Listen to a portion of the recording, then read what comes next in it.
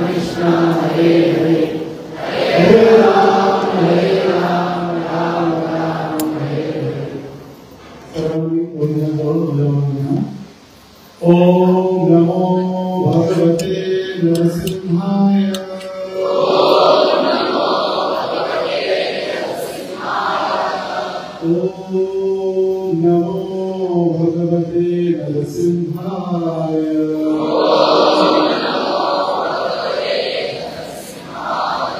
ओम नमो भगवते नरसिंहाय।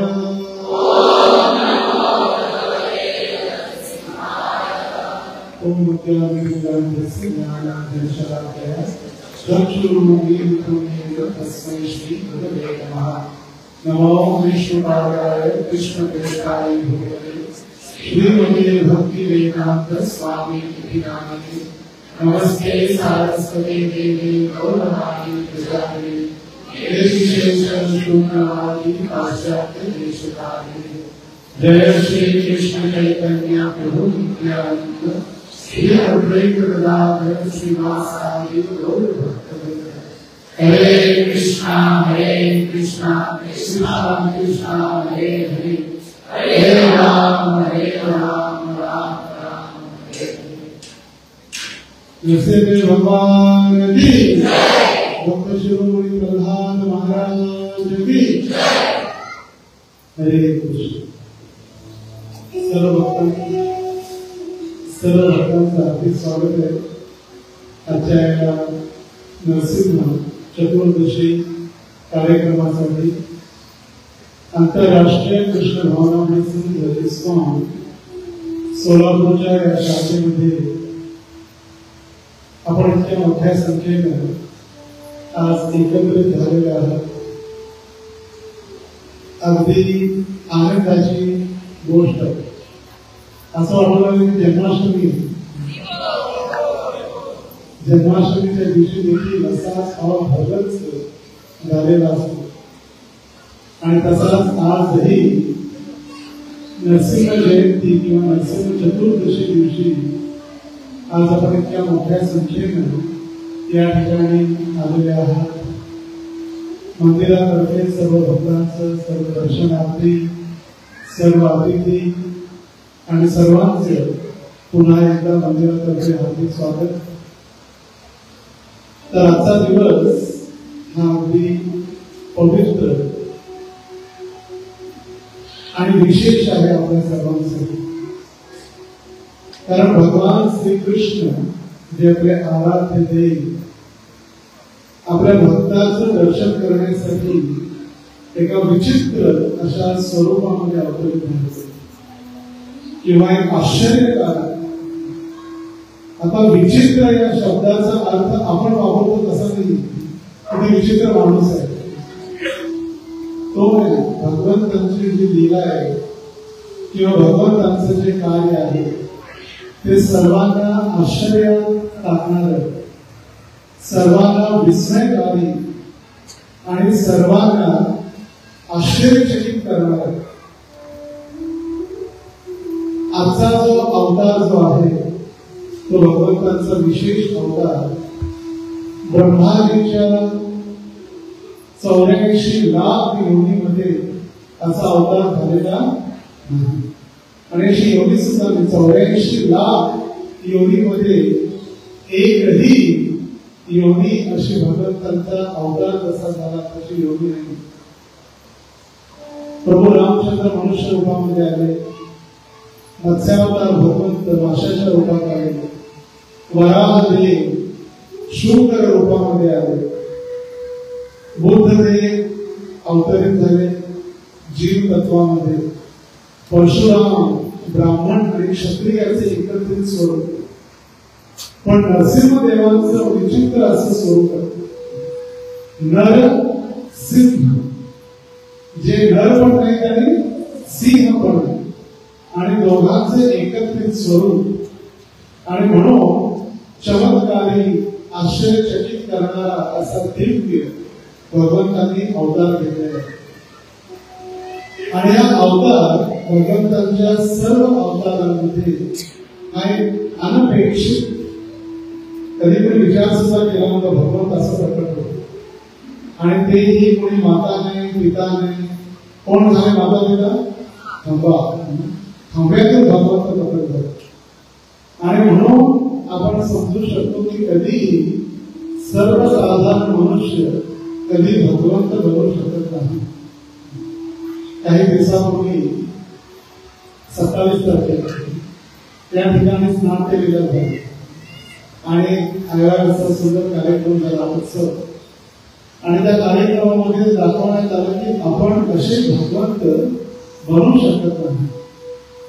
आजकालचे तथाकथित साधू, तथाकथित महात्मा, तथाकथित संत आहे, महात्मे आहे, भगवंतांचे भक्त आहे, साधू आहे, तिथं ठीक आहे. पण ते भगवंत कधी बनू शकत. कोणी तपस्या करून किंवा ब्रह्मचर्य पालन करून, कठोर नियमांचं पालन करून, अशा कडक गर्मीमध्ये उन्हाळ्यामध्ये आपल्या सभोवताली चारी बाजूनी अगदी अग्नी प्रज्वलित करून किंवा थंडीच्या दिवसामध्ये थंड पाण्यामध्ये राहून कोणीही भगवंत बनवू शकत नाही. एकदा श्री प्रभुपादांचे एक शिष्य माताजी होते आणि त्या प्रभुपादांनी त्यांना सांगितलं की गिरीधारी भगवंतांचं चित्र पेंटिंग कर. आणि गिरीधारी म्हणजे भगवंतांनी आपल्या डाव्या हाताच्या छोट्याशा किरमुलीवरती भगवंतांनी 7 दिवस 7 रात्र पर्वत धारण केला. आता तिने विचार केला तर भगवंत म्हणजे 7 दिवस उचललेला पर्वत. आता पर्वत उचलण्यासाठी शक्ती लागते. प्रोटीन किंवा वेगवेगळे औषधं खाऊन किंवा जिम्नॅस्टिक करून जिमला जाऊन बॉडी बनवावी लागते तर भगवंतांना उचलायला असेल पर्वत. आणि त्या माताजींनी भगवंतांचं पेंटिंग केलं आणि त्या पेंटिंग मध्ये अगदी बॉडी बिल्डर कृष्ण तयार केले. आणि बॉडी बिल्डर कृष्ण तयार करून भगवंतांच्या हातामध्ये तिने पर्वत दिला. आणि प्रभुपादांनी पाहिल्यानंतर प्रभुपाद हसून लागले, म्हणजे भगवंतांना हा गोवर्धन पर्वत उचलण्यासाठी कधी जिमला जाण्याची आवश्यकता पडत नाही. ते 6 दिवसाचे ज्या दिवशी होते त्या दिवशी पूतनेचा त्यांनी उद्धार केलेला होता.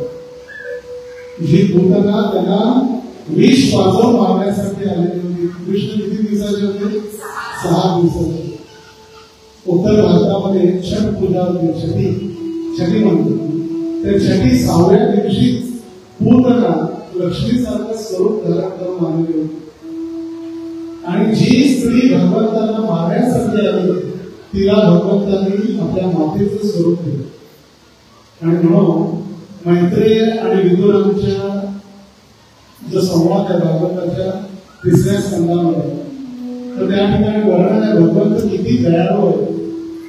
अहो बखीयं सरकालकूटं जिघं सयात्यत प्रिय साधवे लेभे युद्धात्मचितं ततोऽन्यं तं वा दयाळुं शरणं व्रजेम.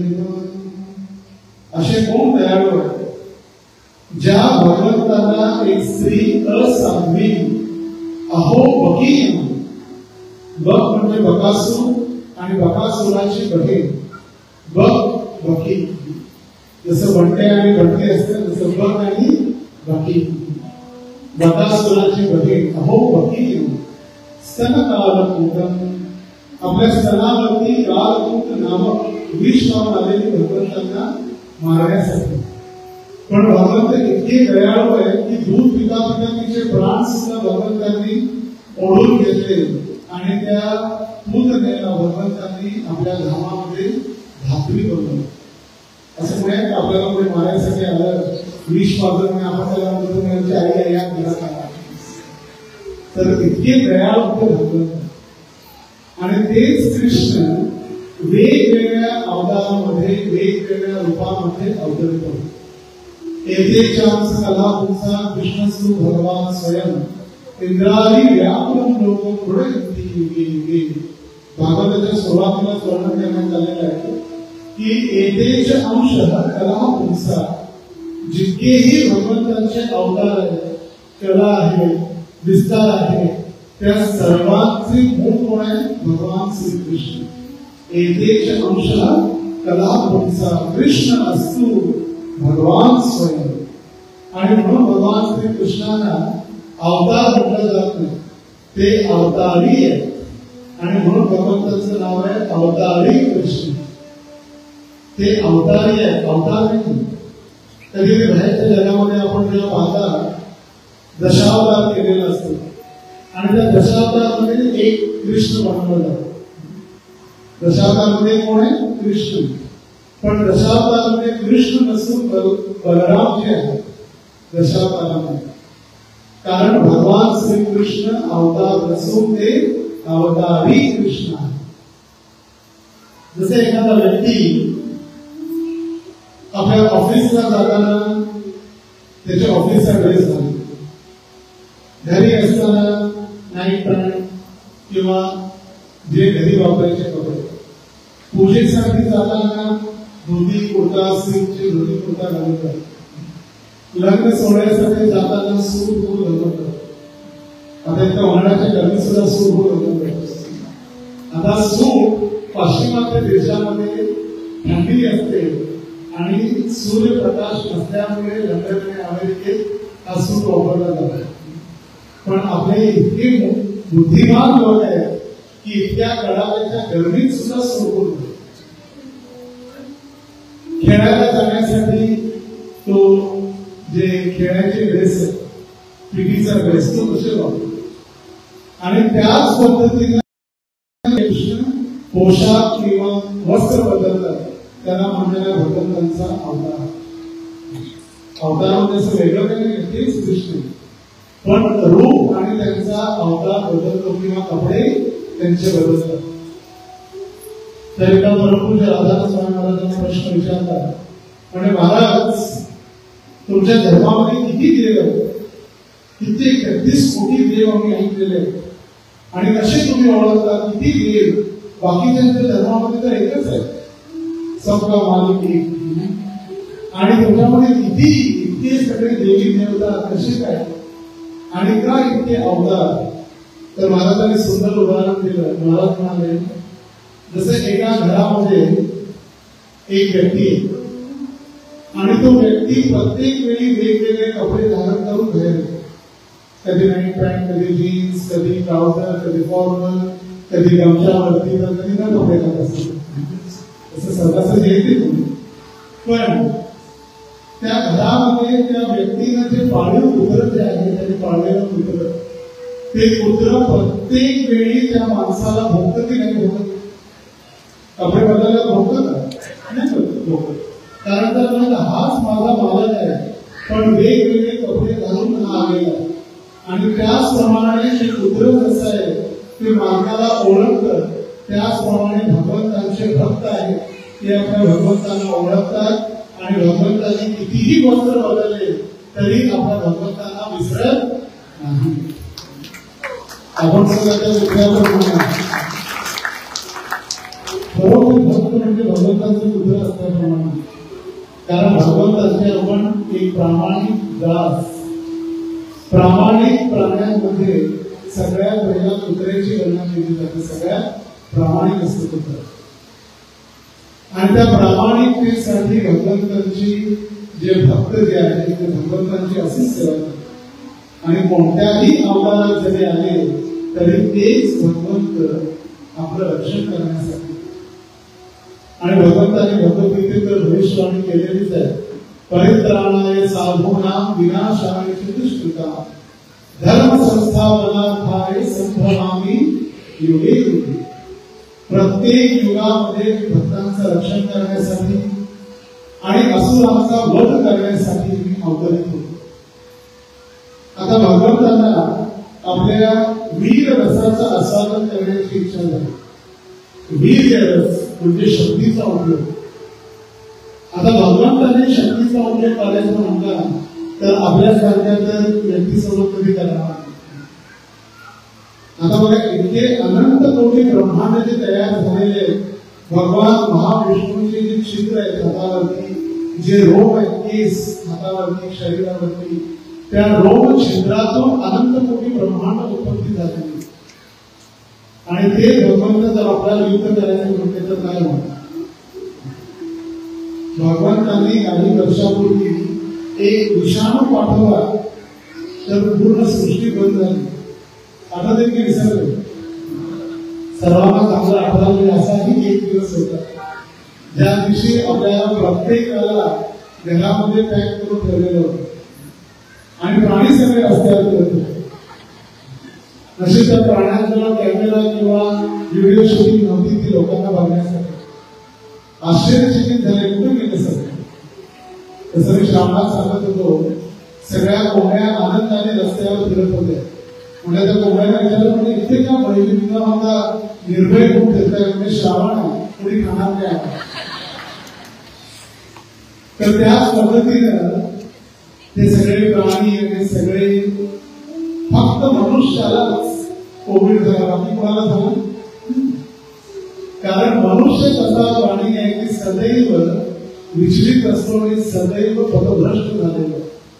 आणि त्या पथभ्रष्ट झालेल्या जीवाला पुन्हा मार्गावर आणण्यासाठी किंवा त्या निसर्गाचं मेंटेनन्स करण्यासाठी तुझी कोणती 4 तासाची गाडी असते, 10,000 किलोमीटर गेल्यानंतर एक मेंटेनन्स किंवा सर्व्हिस, मग 20,000, मग 30,000. ते सांगितलं जातं की तुमच्या त्या सर्व्हिस गाडीची आलेली आहे, 30 दिवसात सर्व्हिस करून द्या.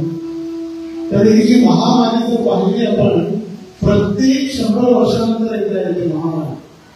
मग स्वाईन फ्लू असो किंवा प्लेग असो किंवा साथीचे रोग ज्याला आपण म्हणतो, प्रत्येक 100 वर्षाने आले. कारण निसर्गाचं मेंटेनन्स किंवा निसर्गाचं सर्व्हिस करण्यासाठी. तर ते भगवंत आपल्या भक्ताचं रक्षण करण्याचा उद्देश होताच, पण आपल्या शक्तीचा उपयोग करण्यासाठी जसं कधी कधी अस्त्र शस्त्र ठेवल्यानंतर ते असेच गंजून जातो, त्याचा उपयोग करावा लागतो. कारण त्याला धार मारून किंवा कधीतरी उपयोग केला तर ती त्याचा चांगली राहते व्यवस्था. तर भगवंत सुद्धा विचार करतो, भरपूर दिवस त्याचा वैकुंठात बसतो. कारण त्या वैकुंठात मारामारी नाही, वादविवाद नाही, भांडण नाही, निंदा नाही. आणि म्हणूनच त्याचं नाव आहे वैकुंठ. ज्या ठिकाणी कोणतंही कुंठ किंवा कष्ट नाही ते वैकुंठ. आणि त्या वैकुंठामध्ये भगवंत आनंदाने होते. आणि भगवंताने विचार केला की आता मला थोडं शक्तीचा उपयोग करून घ्यावा लागेल. आणि म्हणून भगवंताने योजना आखली आणि चतुष्कुमार वैकुंठाच्या द्वारे आले. आणि जय आणि विजय, जसं आपण मंदिरात कोणत्याही मंदिरात जातो, विष्णू मंदिरात जय विजय समोर आपल्या स्वागतासाठी थांबलेले असते. आणि त्या जय विजयाने चतुष्कुमारांचं स्वागत न करता त्यांना अडवलं. पुढे लहानपणाच्या कपड्याने काय चालला त्या पुढे खेळायची जागा त्याला अभिनय येतो. जसं लहान मुलांना आपण मंदिरामध्ये किंवा प्रवचनामध्ये किंवा यज्ञामध्ये त्याला सांगितलं होतं त्याला असं दुरुस्त करतात, अगदी खेळू नका. तर तसंच त्यांना तिथून वेगळ्यासाठी सांगितलं. आणि ही भगवंतांची योजना होती. जय आणि विजयने त्यांना आदेश दिला तिथून जाण्यासाठी, पण इच्छा कोणाची होती? भगवंतांची. दैव योगेन, भगवंतांची इच्छा असल्यामुळेच ते कार्य झालं.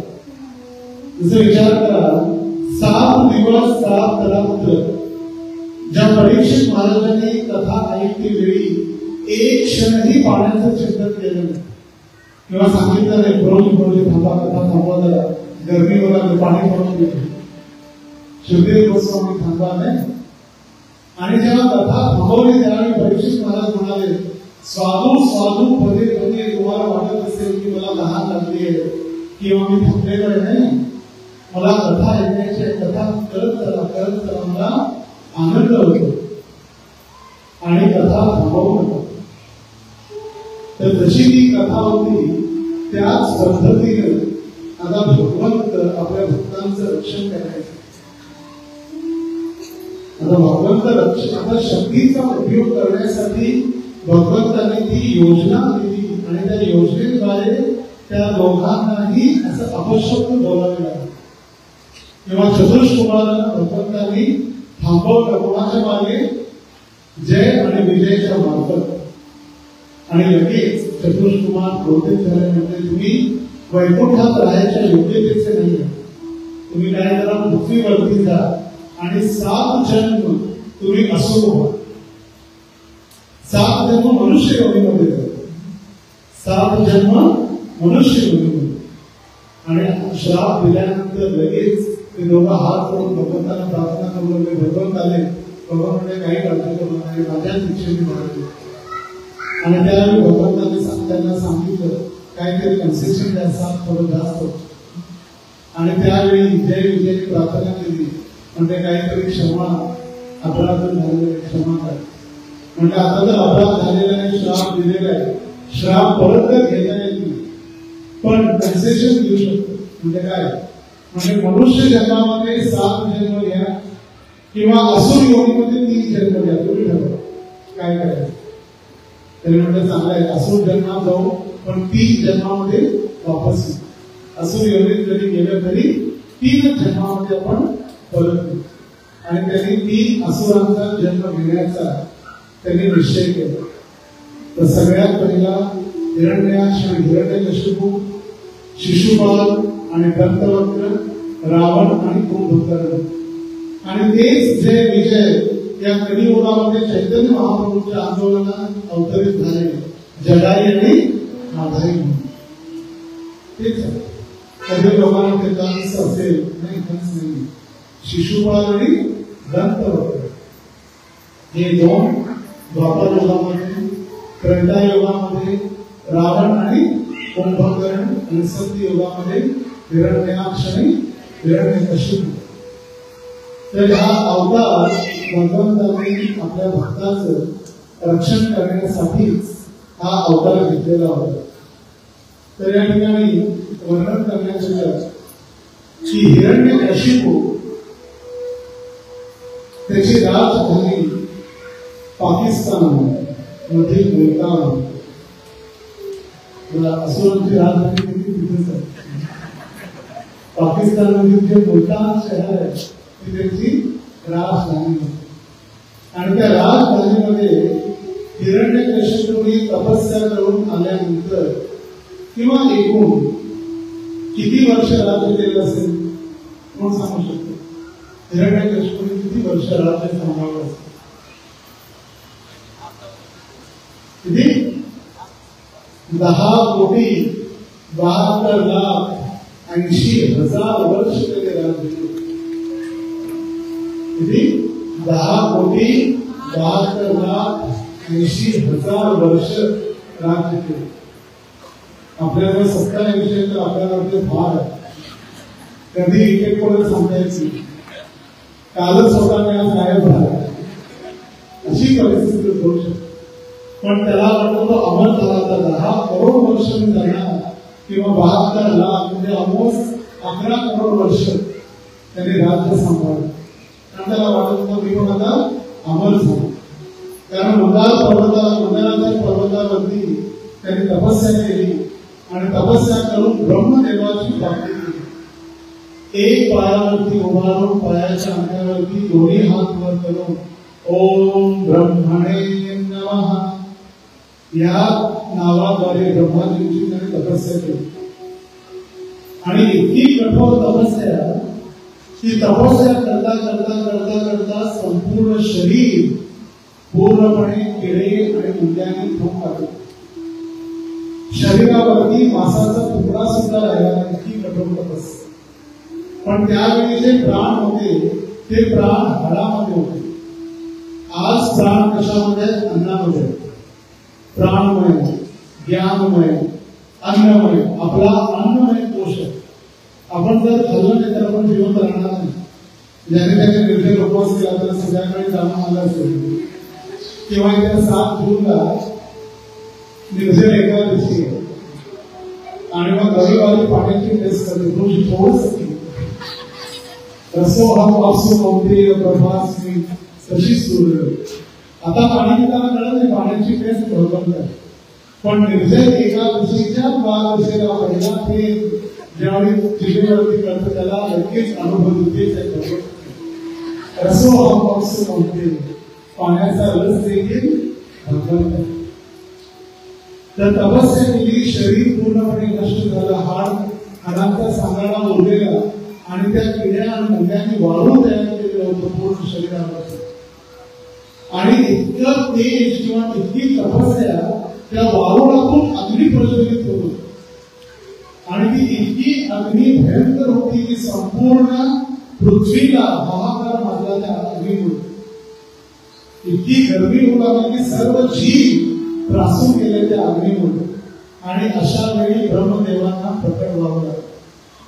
ब्रह्मदेव प्रकट झाले आपल्या हंस वाहनावरून आणि पादातून आवाज करायचे ओम ब्रह्मणे नमः. पण व्यक्ती ते दिसत नाही आणि पाहिलं वारंवार जवळ आवाज येतो.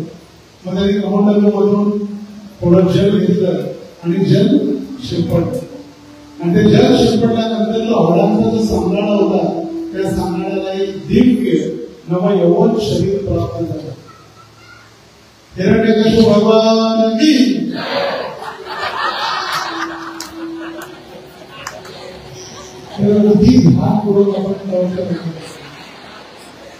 कारण हिरण्यकशिपू भगवान नाही झाले, त्यांना फक्त आता शरीर प्राप्त झालं. तर शरीर प्राप्त झाल्यानंतर नवयौवन शरीर आणि त्यावेळी ब्रह्माजी त्यांची स्तुती करू लागले, जय हो जय हो जय हो. इतकी कठोर तपस्या, मोठमोठे ऋषी मुनी देवी देवता सुद्धा इतकी तपस्या करू शकत नाही आणि इतकी कठोर तपस्या करू की तुझा जय जयकार असो आणि मी प्रसन्न नाही, वरदान मागतो, वर मागतो. आता हेच अंतर आहे देवी देवतांमध्ये आणि भगवंतांमध्ये. भगवंत ज्यावेळी प्रत्येकांना आशीर्वाद देण्यासाठी प्रकट झाले त्या प्रत्येकांची तपस्या बघून नाही तर भगवंत त्यांचं एकामध्ये त्यांचा जो 10 भाऊ जरी असते तरी सर्वजण एकत्रित येऊन गुण्या गोविंदानं आनंदाने तपस्या करत होते किंवा आनंदाने भगवंताची आराधना करत होते म्हणून प्रसन्न झाले. वरम प्रणित्रम भद्रम वो योगम मे नृपनंदनः. भगवान म्हणाले हे राजाचे पुत्र प्रचेता राशी गणितचे 10 मुलं म्हणजे वरदान मागा, मी तुमच्यावर प्रसन्न आहे. प्रसन्न आहे का? प्रसन्न आहे तुमच्या तपस्येमुळे नाही. तुम्ही 10 जण असून देखील एकत्रित राहून माझी भक्ती केली म्हणून प्रसन्न.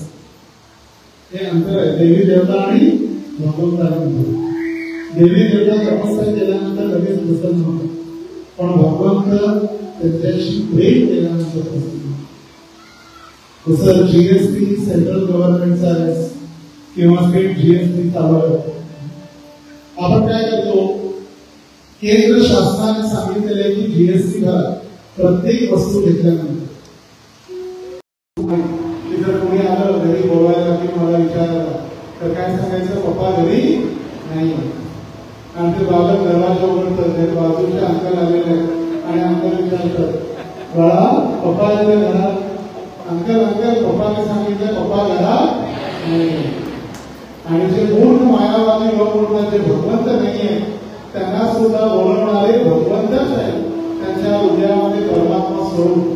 आणि ते लोक म्हणतात जगामध्ये भगवंत नाहीये, ते बोलवणारे सुद्धा त्यांचे पिताच आहे.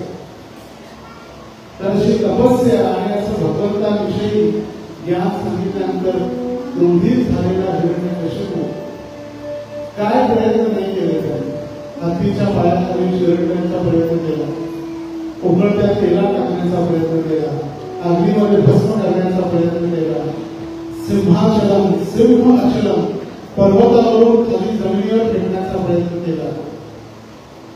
कित्येक सैनिक वेगवेगळे शक्तीने त्यांना मारण्याचा प्रयत्न केला पण राधे कृष्ण मारे के मारे कृष्ण राधे के. देव जाती त्याला कोण मारे, भगवंत त्याचं रक्षण करायला त्याला कोण मारू शकतो. आणि दुसऱ्यांदा जेव्हा प्रल्हाद महाराज झाले आणि प्रल्हाद विचारलं म्हणजे काय शिकला आणि त्यावेळी सुद्धा त्यांनी विष्णूच्या भक्तीविषयीच त्यांना ज्ञान सांगितलं. आणि आता प्रल्हाद महाराजांचे त्या भक्तीविषयी ऐकून ऐकून ऐकून नारायणाविषयी ऐकून ते नारायण नारायण नारायण चालली आणि व्यक्ती जेव्हा कोणासोबत बोलत असते रागाच्या भरामध्ये आणि त्या समोरच्या व्यक्तीने त्या व्यक्तीला पाहिलं तर आणि त्याला राग येतो. अरे मला इग्नोर करते, इतकं बोलते तरी मला इग्नोर करणं चालतं. आणि प्रल्हाद महाराज पुन्हा थांब्याकडे बघत होते. हिरण्यकशिपू समोर आहे पण बघताय कुठं थांब्याजवळ. आणि थांब्याजवळ पाहतात, थांब्याजवळ बघू लागले, थांब्याजवळ लक्ष आहे. आणि हिरण्यकशिपूचा क्रोध अनावर झाला. त्यांनी रागाच्या भरात विचारलं, म्हणजे काय थांब्याकडे बघतोय, काय का थांब्यामध्ये नारायण पूजा? म्हणजे ते तर सर्वत्र अणू रेणू कणाकणामध्ये प्रत्येक ठिकाणी ते लपून बसलेले आहेत. आणि म्हणून विठ्ठलाचं एक पूर्ण जर फुलफॉर्म म्हटलं, विश्वामध्ये ढसून लपलेला जर कोण आहे तर ते विठ्ठल. संपूर्ण विश्वामध्ये ढसून लपलेलं आहे. आणि त्याने एकदम असा मुष्टी प्रहार करत विचारलं, सांग या थांब्यामध्ये आहेत का तुझे नारायण म्हणते आहे. आणि थांब्यामध्ये भगवंत तोपर्यंत नव्हते जोपर्यंत प्रल्हाद महाराजांनी सांगितलं नव्हतं. पण जसं प्रल्हाद महाराजांनी सांगितलं, हा या थांब्यामध्ये सुद्धा भगवंत उपस्थित आहेत, त्या क्षणी भगवंतांना तिथं उपस्थित व्हावं लागतं. आणि भगवंत एखादा मोबाईल विसरून आले, जवळ वैकुंठात विसरून आले, तिलक लावायचं विसरून आले, असं नाही झालं. भगवंतांना सगळं लक्षात होतं. प्रत्येक एक शब्द भगवंतांच्या लक्षात होतं. भगवंतांना प्रत्येक लक्षात होतं की ब्रह्माजींनी काय काय वरदान दिलेलं आहे, कोणते कोणते शब्द वापरलेले आहेत, कुठं कुठं तो जिवंत राहणार म्हणून सांगितलेलं आहे. दिवसा नाही, रात्री नाही, आकाशात नाही, जमिनीवर नाही, कोणत्याही अस्त्रशस्त्राद्वारे नाही, कोणतंही शस्त्र नाही, कोणताही मनुष्य नाही, कोणताही प्राणी नाही, घरात नाही, घराच्या बाहेर नाही, सगळं लक्षात ठेवलं होतं. ब्रह्माजीच्या 12 महिन्यामध्ये सुद्धा नाही, 84 लाख योगीमध्ये कोणत्या योगीद्वारे नाही. आणि भगवंताने सगळं लक्षात ठेवून अवतार घेतलेला होता थांब्यावर. आणि त्यावेळी शुद्धे गोस्वामी वर्णन करतात, सत्यं विधातुं निजवृत्य भाषितुं व्यापिं च भूतेषु अखिलेषु चात्मनः अदृश्यताम् अद्भुतरूपः स्तंभे सभायां न मृगं न मानुषम्. आणि आपल्या भक्तांची भगवान श्री हरींनी आपला सेवक प्रल्हाद याचे वचन सत्य ठरवण्याकरिता किंवा दुसऱ्या शब्दात सांगावयाचे तर भगवंत सर्वव्यापी असून अगदी राजसभेच्या स्तंभामध्येही उपस्थित आहे हे सिद्ध करण्यासाठी पूर्वी कधीही न प्रकट केलेले अति अद्भुत रूप प्रकट केले. ते रूप पूर्णपणे सिंहाचेही नव्हते अथवा मनुष्याचेही नव्हते. याप्रमाणे भगवंत त्या सभेमध्ये असामान्य रूप धारण करून अवतरित झाले. भगवान नरसिंहदेव की आणि अशा रूपात भगवंत प्रकट झाले. तिन्ही सांजेच्या वेळी संध्याकाळ.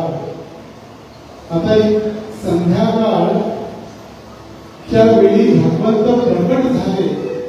आणि काही शास्त्रामध्ये वर्णन आहे की भगवंत दुपारच्या वेळी प्रकट झाले आणि दुपारी प्रकट झाले. आणि हिरण्यकशिपू सोबत भगवंतांनी तिन्ही सांज संध्याकाळपर्यंत युद्ध केले.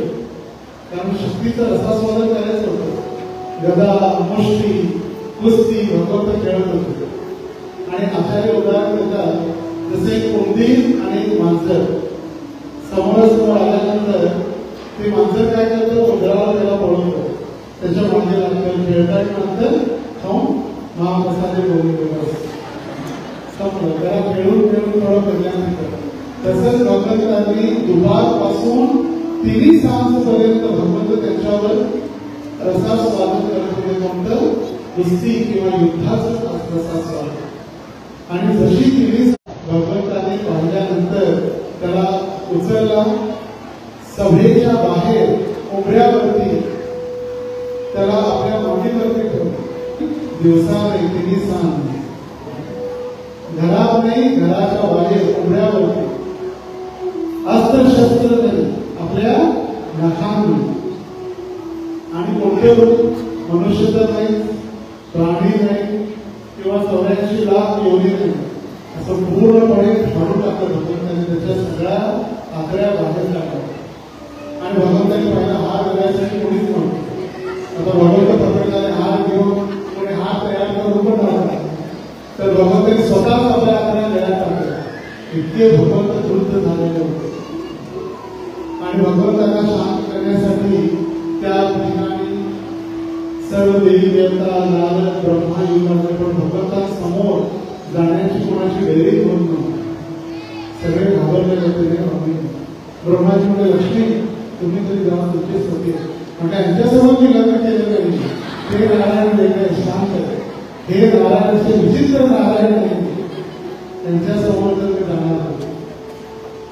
आणि त्यावेळी मग सर्वांनी प्रल्हाद महाराजांना प्रार्थना केली, प्रल्हाद तुझ्यासाठी ते अवतार झालेला रूप आहे आणि तूच भगवंतांना शांत कर.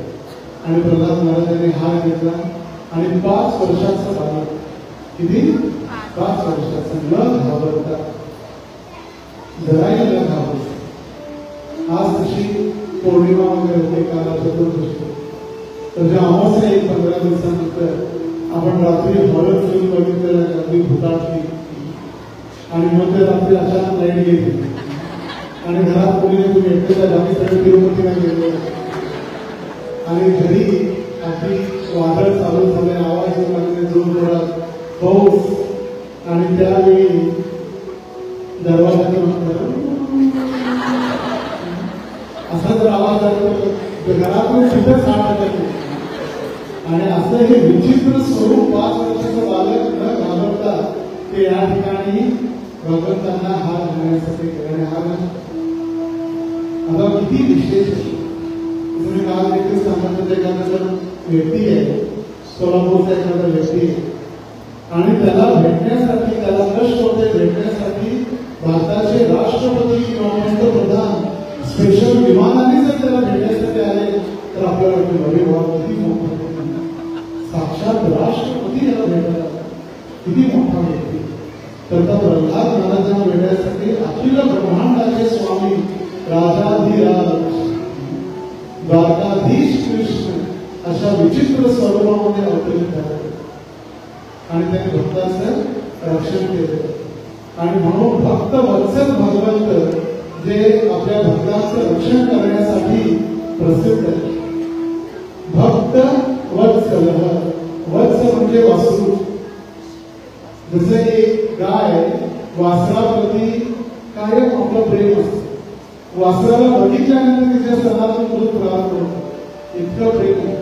तसंच नरसिंह भगवंतांचं आपल्या भक्तांवरती प्रेम आहे. आता त्याच क्रूरतेनं त्यांनी नरसिंह भगवंतांनी त्याचं पोट फाटलेलं होतं, पण तेच भगवंतांना शांत होऊन जिभेने प्रल्हादला चाटू लागलं.